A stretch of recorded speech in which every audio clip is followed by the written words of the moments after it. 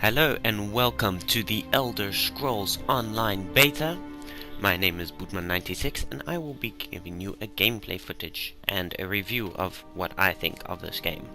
I will say now that this is still the beta, and so anything that you see here is still subject to change, though the chances of large changes is minimal because they have just ended the non-disclosure agreement, meaning they are close to releasing what they think is a good game.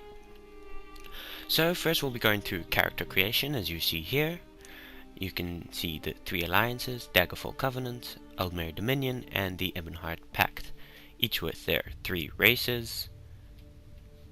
Each of the three races is best suited to a specific class, though it is to be noted that you can play any race as any class. We'll be going with a male this game. I must also show here the first thing that I am not too happy about, aside from the fact that they are benefited to specific classes.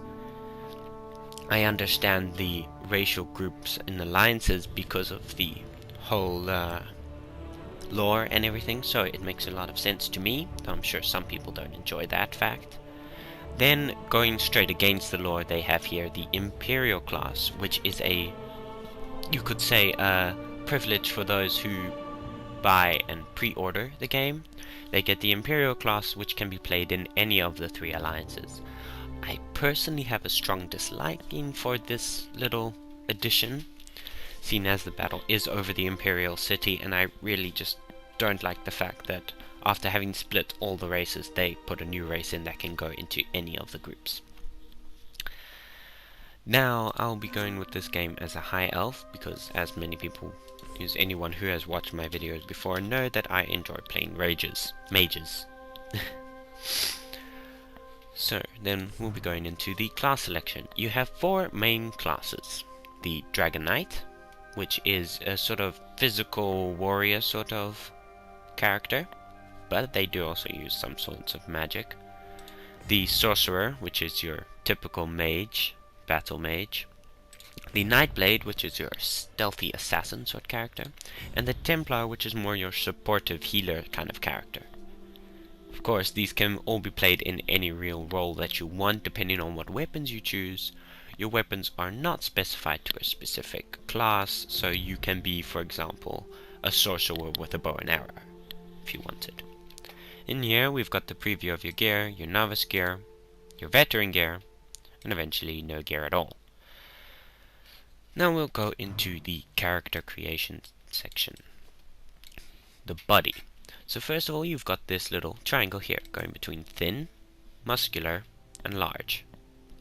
You can move the little mole here into any part and it'll form your character on that basis. So I'll go with him a little bit between thin and muscular. Here you have a little height bar. Let's make him a midget just for the fun of it. Then you've got all the wonderful greenish skin tones of the high elves. Next we move down here to the body markings. You have got a very wide range of body markings, but they are not racial specific, which means any body marking can be used on any race, except for, as far as I know, this body marking here, which is a very specific to your alliance. Moving on, you see a lot of other ones: full body, arms, head. Not the head though, because the head has its own separate section. I think we'll just leave with a patriotic marking on him. Or, where was it? Very patriotic for its alliance. Then you have the upper body. You have the torso size, the chest size, gut size, waist size, arm size, and hand size even, because, yeah, give your character as big hands as you want. Here at the lower body you've got the hip size. If you turn your character you can look at their posterior dimensions. A very eloquent way of saying it. The leg size, and of course foot size. Again, because, yeah, why not give your character really big feet? Moving on to the face. Top here, once again you've got the triangle going between heroic, soft and angular. We'll make this guy a bit of a combination between heroic and soft. Next you've got the voices. First of all,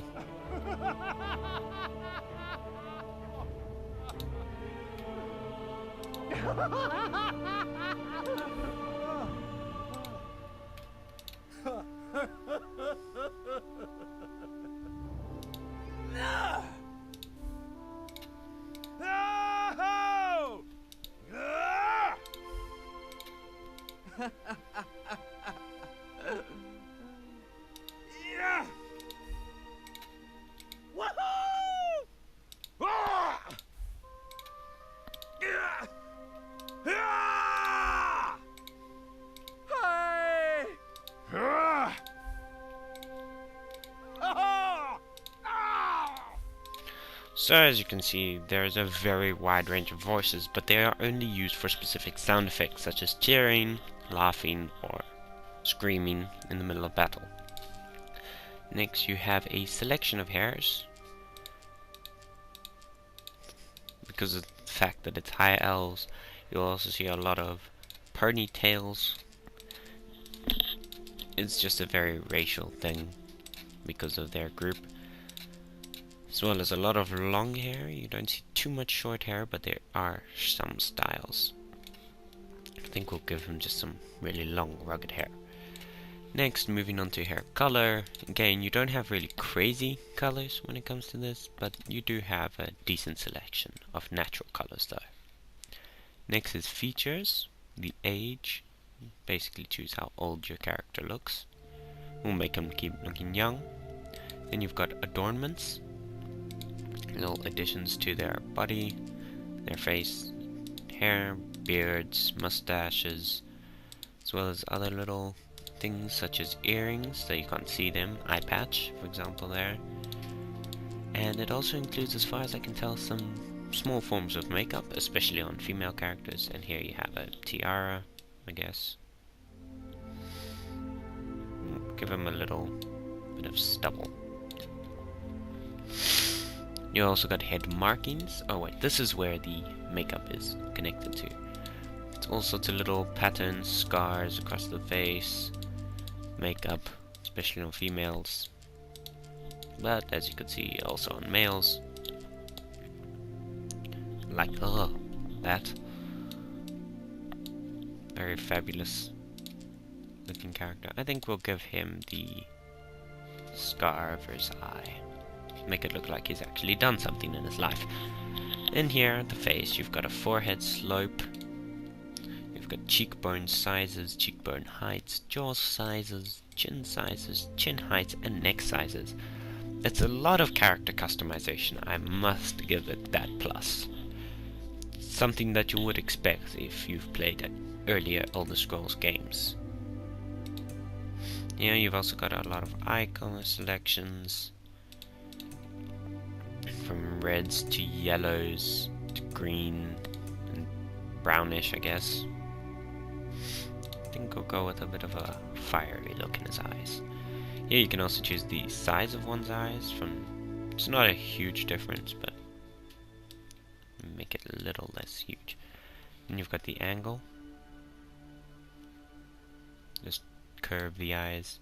The separation. Eye height. And a squint. Can make him look really creepy with his eyes really wide open. Then you've got a selection of eyebrows. Of course, being high elves, they will 90% of the time be pointing very far upwards, always giving that bit of an angry look in their faces.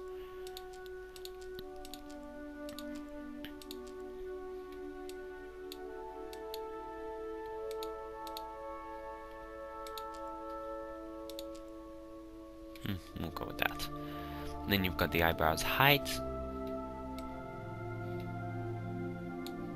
the skew, if one is more to a specific direction than another, the depth, which basically just turns them a bit further out or in. Then you've got the nose. You can curl it in a specific direction. The height of the nose.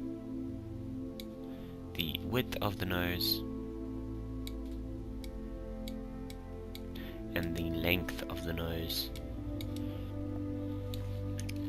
Lastly you have, oh not lastly, sorry, second to last, we have the mouth, its height, the curve, make him happy, make him unhappy, I'll give him a little bit of a smile, fullness of the lips, just how thick they are, and then finally you've got the ears, the size. It's not a very large difference, you can only see the tip of the ears unfortunately because of this hairstyle. But they can be rotated. Their height can be changed. And the flare can be turned. But we'll go from small ears. So they're for the most part hidden. So that is essentially the creation of your character. Now your character will be made and you will start in the same starting area no matter what race you are. This will be the Wailing Prison. From here, we will be fighting our way out until we eventually escape. So now, here, it has a good start to the game. You can look around from third person or zoom all the way into first person, though I will prefer a bit of a third person feel for this. You've got WASD for moving. Just like an Elder Scrolls game, what you would expect, you have a lot of movement, you can look around. At this point we can only punch with hands. Here we meet the Prophet. So, Lino, you've been through an ordeal. Take a few moments to collect yourself. What's happening? Who are you? I am a prisoner in this place, yet so much more. I am the past and the future, both. I am despair and hope. The tapestry we weave is a complex one. You cannot hope to see its pattern in its entirety. Not yet. And what do you want from me? You must rescue me, and I, in turn, must rescue you. You must escape from this cell, take up arms, and protect yourself. Then find Lyris Titanborn. Lyris Titanborn? Who's that? I don't understand. You don't have a very large selection at this point in the game. The story is pretty linear. Let me open your door. That's it. Quickly. You must escape before the guards return here. Everyone, quickly. Shift to sprint. Follow Urgesine. Here you can see the little stamina bar in the bottom There are right. weapons in the forge beyond these cells. Arm yourself. And it's empty. Wait for it to recharge and just keep moving forward.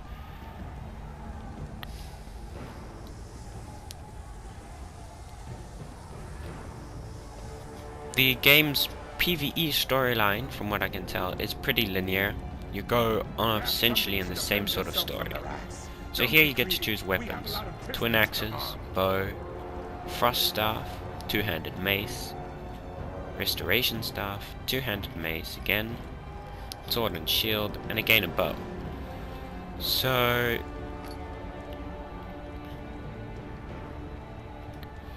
I will be going with a frost staff because it just fits nicely with a battle mage sort of character. Equipping the weapon, here you can see the basic combat moves: light attack, hold for heavy attack, and hold to take a defensive position. An advanced technique is to push both of them to end a special attack they're using. An enemy. Here's your first enemy. Strike him down.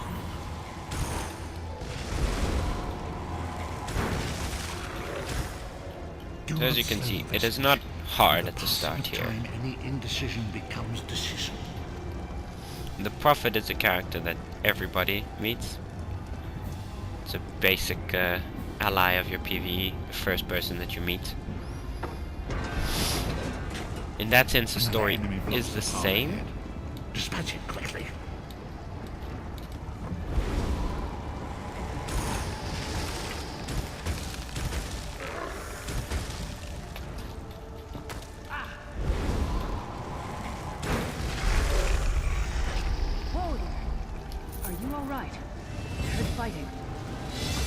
Yeah, we've leveled up. So now when you go into your character menu, immediately you can start leveling up your character. So you can choose between health, magicka and stamina. I'm going to be upgrading my stamina at this level.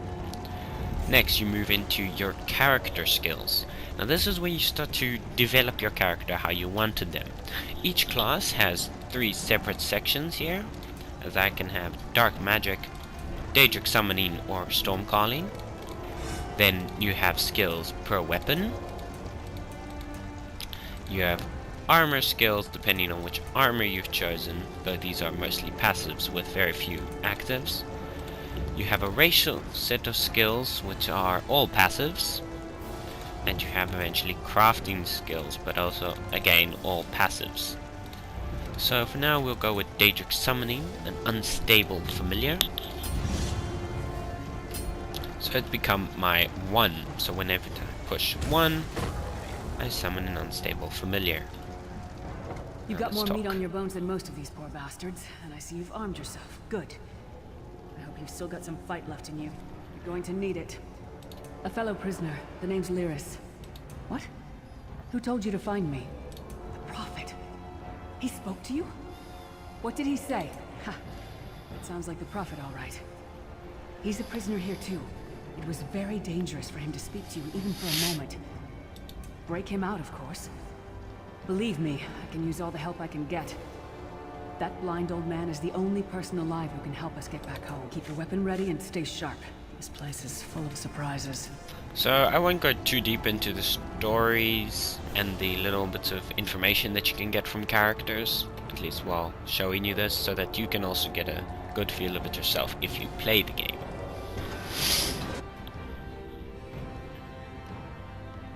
The mines are dangerous, but they aren't as heavily patrolled as the other routes out of the prison. Lyris Technical is a mighty ennobled warrior. Trust in her. So we just run, making your way through the story. I have played this game through a little bit on a previous other character.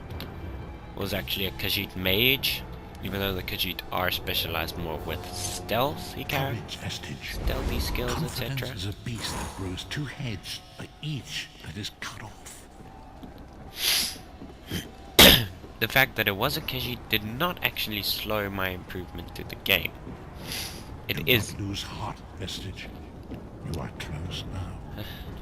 It will become easier with a character that is specified to become a mage, but it is possible and not too much more difficult to use a character who wasn't originally designed to be a mage, such as Khajiit. We made it. So now we're here. We have to talk to her again. Come. The Sentinels are at the top of those towers. We need to find a way up. Magical constructs created by Molag Bal to guide his vision in Cold Harbor. The Sentinels are connected. If we destroy one, the others will be blinded. With any luck, that will buy us the time we need to free the Prophet. I've no idea. Brute force? We'll find a way. We have to. Be ready for anything. I doubt Molag Bal left the Sentinels unguarded. I will say the game has got a good score of music behind it. The Sentinels are connected. If we just...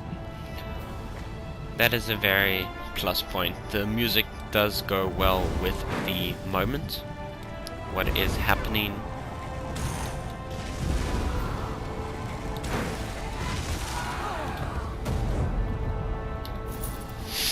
You won't be able to find much in this starting area. It isn't designed so that you can get a lot out of it. It's also not all too difficult, no matter what character you're playing. It's really your introduction into the game. They don't want you to suddenly just die in your first moments playing this game.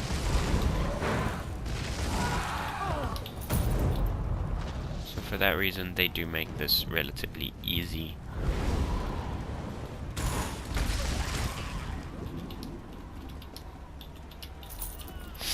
Looting is just done with E, and then you push R to take all the items.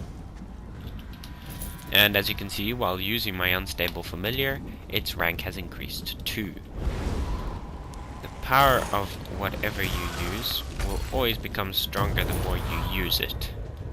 That's the benefit of what we would expect from an Elder Scrolls game. Bringing my unstable familiar back, now we will destroy the Sentinel. Now for me the Sentinel is destroyed, but for example another person who came up here, it would still look like it is complete. The god of brutality knows of your escape. Hurry. Now we'll just hurry our way over to the Prophet. Normally you'd run down and everything, but I like shortcuts.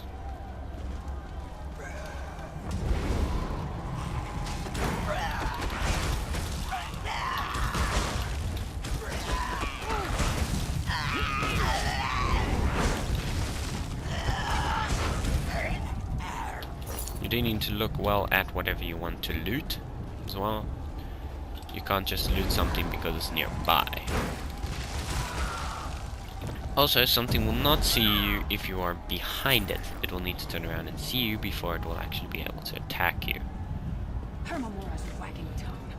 The door's warded. We'll never get in this way. Damn it. Destroying the Sentinel must have triggered these wards. We'll need to find another way in. Maybe Cadwell can help us. Cadwell is the oldest of the Soul Shriven. After years of torment, Soul Shriven usually go insane and turn feral. But not Cadwell. He was already insane before he left Tamriel. Mad as a box of frogs, but completely harmless. You'll see. Cadwell sees things as he wishes them to be. To him, Cold Harbor is a wondrous place. It's his home. And he knows it like the back of his hand. He's usually down by the river. Let's go find him. So you can see they do have a nice select of characters. All of them are developed. They have a story behind them. And the characters that you talk to are all, as far as I can tell, that you can talk to at least, are all voice acted. In the middle of the night, two dead kings got up to fight. Back to back, they faced each other, drew their bows, and stabbed themselves. So that's a wonderful song from our crazy little friend here. What's this? Out for a stroll then? Lovely day for it. Sir Cadwell, yes indeed, a pleasure. And fair Lyris, good to see you, my dear. How are you then? Oh dear, well that is inconvenient, isn't it? Tell you what, I happen to know another way in, much more of a scenic route. Rather a fun little jaunt actually, full of traps and corpses and nasty beasties filling up the bits in between. Rather cautiously, I expect. Watch your step, hold your nose, and do mind the traps. There'll like as not be a fair dose of running and skull bashing as well. Follow the river. You'll find the door to the Undercroft at the water's end.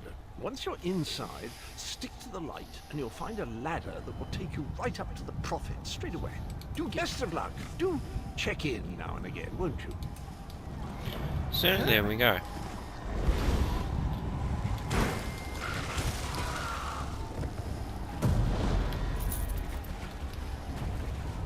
Now we'll be making our way to the Prophet. I must say though, when I did play this previously with a other character, an archer, it was slightly more difficult to kill the flame notches than with the ice mage, or with the ice staff I should say.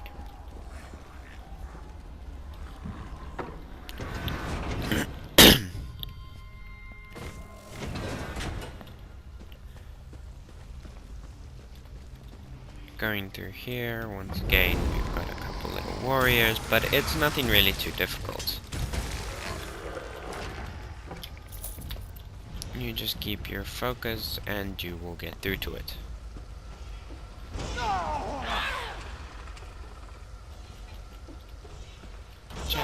It's empty. And we'll just go through here. As you can see, it doesn't do all too much damage, even though you're being pierced by all sorts of little spikes and whatnot. Here we have a chest. A weapon that's just as good as what we've currently got. A lockpick and some gold. Chests are not instanced, but are just here in the world. The first person to get a chest will have the chest. I personally do not like this system. It's the same with lockpicking. It's essentially a story of who gets there first gets to keep it all. And I cannot find it in myself to approve of this system. I would much have preferred if they used a similar system as what you could find in, for example, Guild Wars 2, in which all nodes such as that are instanced.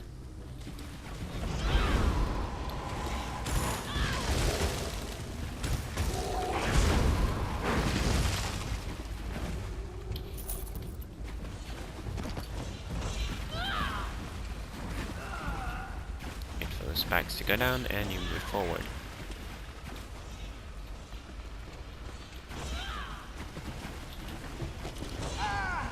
You just push double forward to go and dodge if you want to. Now you just need to keep moving your way through, and eventually you will find your way here to this ladder. Now we'll climb up here and we will go to the Prophet. The Prophet's cage should be just ahead. Quickly now, we haven't much time. There are instant areas such as this where only you will be here and you will not see any other players. Alright, the good news is we made it here in one piece and the Prophet looks unharmed. Now the bad news. It's going to be up to you to keep him safe and get him back to Tamriel. I'm not going with you. I probably should have mentioned this before, but it never seemed like the right time. There's a trick to opening the cell. The only way for a prisoner to leave is for another living soul to take their place. I need to swap places with the Prophet. Believe me, I wish there was, but I don't see anyone else here with a beating heart, do you? If Molag Bal isn't stopped, he'll destroy everyone and everything we've ever loved. The Prophet chose you for a reason. Get him to safety. I'll be fine. There are magical locking devices on either side of the cage. You need to deactivate both of them so I can begin the transfer. Once it's done, get moving. The Prophet will know where to go, but he'll need your eyes and your protection. So that was a little bit of the drama of the storyline, I guess you could say.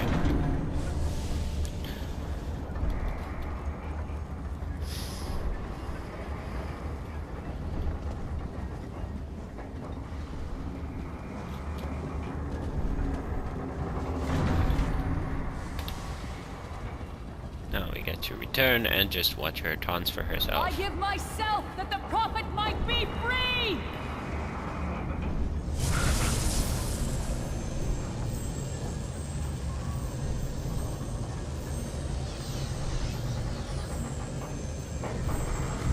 A little bit of shiny magic, and then she is inside there. And now we get to meet the old Prophet. Thank the divines you are safe. There is that at least. Lyris sacrificed everything that we might go free. Her sacrifice must not be in vain. I wish that were possible, but I promise you, once we escape Cold Harbor, we will find a way to rescue her together, Vestige. That is the name I have given you. You are but a trace of your former self, a soulless one, an empty vessel that longs to be filled. It is as the scrolls foretold, but not exactly as I imagined. Of course, the scrolls, referring to anyone who does as anyone that does read the Elder Scrolls lore, everything goes over the Elder Scrolls. It's also the reason why, as you can see here, he is blind, since he has read these scrolls. That is what I've come to be called. My true name is lost even to me. Years of torment have taken their toll. Quickly now, we must make haste to the anchor. The anchors are Daedric machines of the darkest magic. Their chains bind our world and pull it towards Cold Harbor. I can use one of these anchors to return us to Tamriel, but you must lead me to it. So now we get to lead the little blind guy all the way to an anchor, so that he can teleport us back to Tamriel.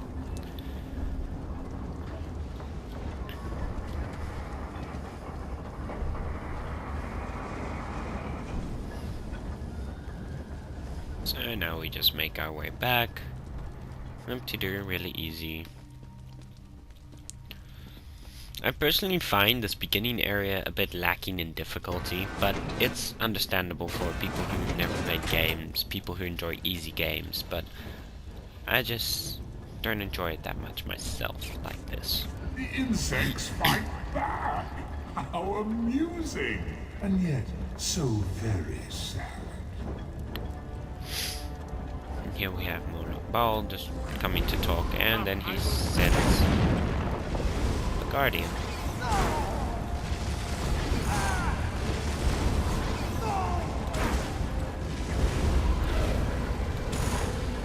Now, the thing with this fight is that it's not half as dramatic as it may look. You're left to spam the same attack over and over again, especially if you've summoned a familiar. And you don't need to worry about dodging skills because, well, the Prophet will just heal you the whole time. That's all he can do. Now we need to talk to him. The Dark Anchor's portal is high above us. I will prepare a spell to lift us to it. But first you must reattune yourself to Nirn in order to regain your physical form. To do this, you will need a sky shard. A shard of ethereal magicka that carries the essence of Nirn. Some link them to Lorcan, the missing god of creation. If you collect and absorb its power, it should restore your corporeal form. I will summon one of these shards for you to absorb. It's amazing how he just... Oh, I'll just summon it for you. Fall upon us now and anoint us with your blessing. There, quickly, collect the sky shard. Do a pretty little shiny magic, and then you absorb a part of your soul. Once you collect 3 sky shards, you will get a skill point to use in your character. It is time. If we are to return to our own realm, we must act quickly. First, you must activate the anchor. I can sense the dark energy emanating from 2 devices on either side of me. Activate both devices. I will begin the ritual that will pry open the jaws of oblivion and allow us to escape. There is no way to know for sure. In fact, it's extremely unlikely we will both arrive at the same location. Fear not, I will find you again when the time is right. Now go! Activate the devices. I love how his way of speaking changes from a very calm old man to a random shouting, just random intervals. Great Akatosh, dragon god of time, your children are lost in the fog between worlds. They cry out for mercy. Hear my voice, Akatosh. I require your strength. Let the way be opened. Let these wandering souls return home. Let the will of Moloch Baal be denied. Hurry! We must go now! And now we escape. Just flying up to a little portal, and we get transported back to Tamriel. So this will be the starting area for any member of the Almeri Dominion, Kanaithi's Roost. It's, in my personal opinion, the best starting area. It's a lot smaller than the other 2, and just in general a lot easier to get used to when moving around through it. This is already something I don't find as appealing to the game, that one starting area is a bit easier than the others. But it just depends on the player, and you can always move on to the other starting area after you've gotten a bit of a feeling for the game.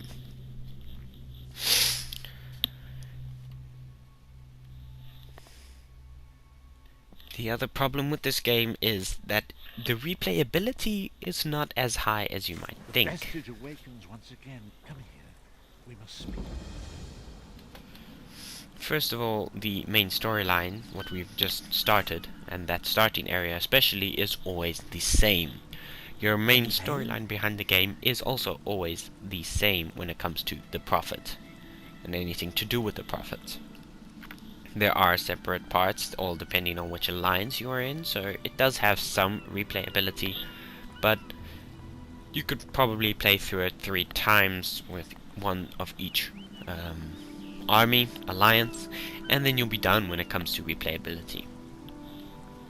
From there on, you can do a lot of side quests. You can grind for max gear, I assume, and you can go into the PvP.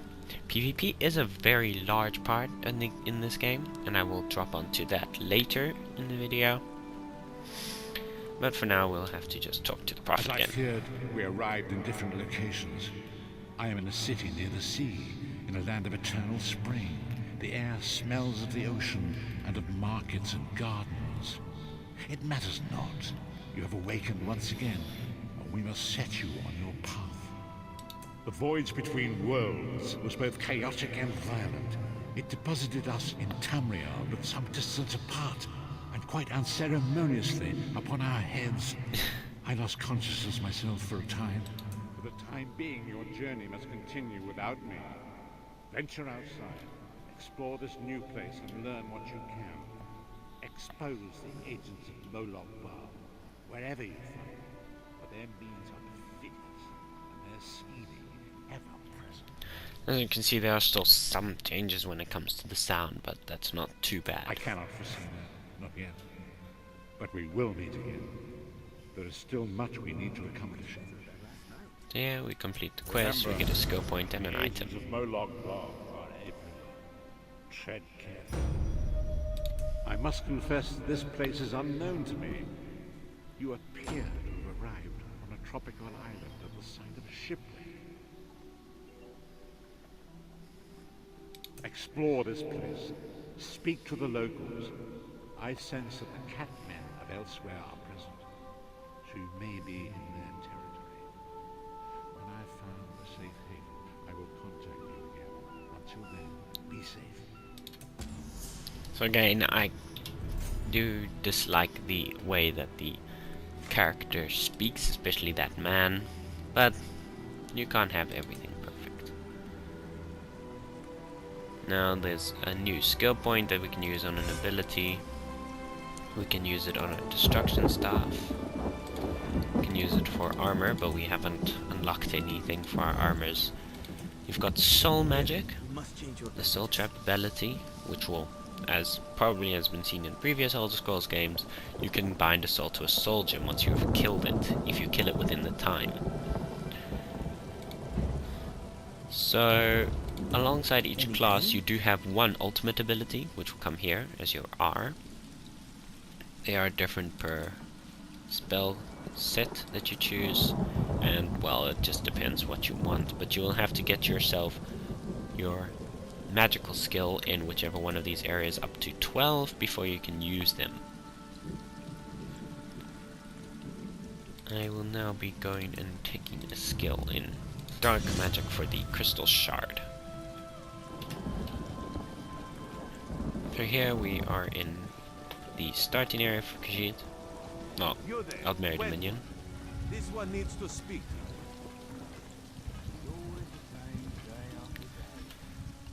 We need your face to become familiar, so your presence won't be questioned. Come, stay by my side. This one so you fall from thin air. Pop, drop, splash. Raz would have tried for a backflip, but under the circumstances, this one is most impressed. There are many Dominion soldiers here, rattled by the shipwreck. They may think you are a spy. That could end badly. Raz knows you are not a spy. He does not want your impressive arrival to go unrewarded. First, a question. Where did you come from? If you landed 5 paces north, you'd have squashed a rat, slipped on its guts, and cracked your head on a signal drum. The whole island would have known of your arrival. So where did you come from, truly? A Daedric prince, you say? Raz has a nose for lies, but you seem clean as an ocean breeze. If anyone else asks you, where will you say you came from? Yes, lie with confidence. A straight face and a gleam in your eye. Well done. It is very good right now to fit in. Your sudden arrival, it does not fit in, you understand? Why should I trust Should you? not. You should trust your instincts. Leave if you wish. No one will stop you. Or, come with Raz and do what you can to help us recover. In the process, grow your stature and wealth. It is entirely up to you. Because you are no soldier, which is useful. You can speak with the locals, assure them we are not invaders or marauders. Now come, let us try to fit in.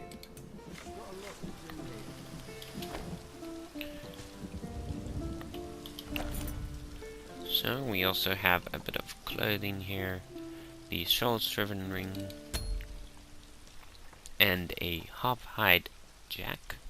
It is medium armor, so it's better for armor than for what we would use, but at this point in time it's better than our Sorcerer robes. Commander Karen, a moment. This recruit survived the shipwreck without injuries. You mentioned something about the shattered shoals, yes? Glad you're up and about, recruit. I'm in need of a scout to head to Shattered Shoals. Most of our fleet foundered to the west, but we've had a few survivors trickle in from that direction. We captured a sea viper spying on the camp. Those pirates never travel alone. Find out if they're around Shattered Shoals, and if so, what they're doing on this island. Of course, you should assist any shipwreck survivors you find. We must each do our part. Before you head to Shattered Shoals, speak with Eelsil. He just returned from exploring a nearby temple. That wizard claims to know something about everything, so he may have insight on how these sea vipers operate. Eelsil is this way. Again, we have a nice bit of assistance when it comes to doing this starting area. Eelsil, this recruit wishes to speak with you. Marvelous, isn't it? We'll have to construct a special room for the Morning Stone when we bring it back to the Mages Guild. I'm sorry, did you need something? Yes. The Temple of the Morning Springs is an old Khajiit ruin not far from here. We excavated the Morning Stone from one of the chambers. As you can see, its supply of water appears endless. What do you mean? Pirates? In an ancient Khajiit temple? Preposterous! All we saw were the undead warriors that overran our camp. I have no idea. Actually, I have 12 ideas, but they're far less fascinating than the Morning Stone. Probably some sort of ancient curse. It usually is with these things. Arrogant sea elf pirates. To my recollection, they aren't known to raid Kanathe's roost. Oh, and they have a thing for snakes. But I'm sure we both have more important matters to attend. If you'd excuse me? We should speak privately. Before you depart, let's meet by the statue north of town. Hello there. So, as you can see, this is the basic starting of the game. Lastly, we talk to our little Khajiit friend. There, you see? You fit in and no one will stop you from walking away. But as this one said, there are opportunities here for people that fall from the sky. Eelsil is most impressed with his newest bubble. But the undead are a threat to all of Kanathe's roost. If you want to, you could search the Temple of the Morning Springs, determine how to contain the dead there. Then the locals should see we came here as allies, not conquerors. Karanet told you how the hurricane dashed the fleet to Kanathe's roost. Now the sea vipers are picking at the bones of our ships. Strange. Oh, there's far less glamorous work to be done in Bistro, at the northern end of the island. Let's meet up there, after you've done what you decide to do. Until then, we're done. bright moons guide your steps. So that's the basic. We leave into Kanathe's roost. This is a very open area. The weather is changing. You can have sun, or it can be night, or it can be raining, as you can see right now. So this is essentially what happens in a starting area. I am sorry about the cutoff, but I hope you all enjoyed this video. It ended a bit in the middle of what I was saying because of a couple of technical difficulties. But anyway, I'm just going to say that I will be releasing one more video about the Elder Scrolls Online, and that will be a complete review on the game. It will only be to review the game. It will not show more of the storyline, though it will have a backing of gameplay footage. So the main point of the review is just to give my opinion on the game, and as well as to give you, the viewers, a good idea of what the game is about, and if possible to help you decide whether or not you want to buy this game.